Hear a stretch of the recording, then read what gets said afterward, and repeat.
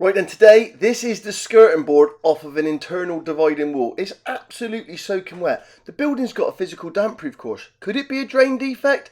Let me show you what we're going to do. Look to the right, there's poop. Yeah, poop. Here we go, drain camera going in. Notice the scale build up at the bottom. Oh, off we got there. Lovely open joint, letting all that water from the drain come out. What can we see there? Roots, yeah, root infiltration. Again, that's indicative. There's open joint there. Push the camera forward, notice the scale at the bottom still, and we've got another displaced joint here.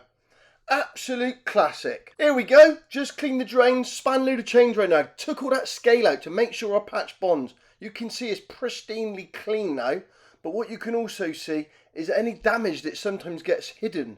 So you can see here, classic open joint, like I said, it's letting all that water out.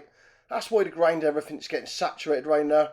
And we come to it up here, look at the top there. See that crack at the top? Classic. When people put these paths in, they use a whacker plate, smack them all down and break the drains. Look at it.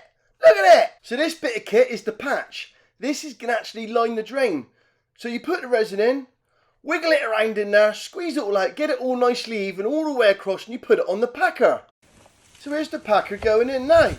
Come on Neil, hurry up. Wang him home, son. So basically we put it all in. It's all been marked out, so we put it into a specific measurement within the drain to make sure we can line it, and that's going to basically cover all those cracks and displacements and make it watertight. Here it is, all pumped up to pressure. Lovely. Here we go, pulling him out. Notice there's all like a cellophane wrap around the packer. That's put on there to stop the resin actually sticking to the packer, otherwise we'd never be able to get it out. This is the view coming back from the toilet. As you can see, it's all been lined absolutely perfectly. Brilliant job. You've got a couple of flaky bits. We're just going to get rid of them flaky bits just to make sure nothing catches on there like a tissue or anything like that. There we go, just going to give it a quick little spin, just take any rough edges off. Lovely job. Now I'm going to show you why this has become a problem. Because it's damp, right? Look. In this image, you can see the screed is bridging the DPC. This is such a common problem. This is on the internal dividing wall. Now look at this image.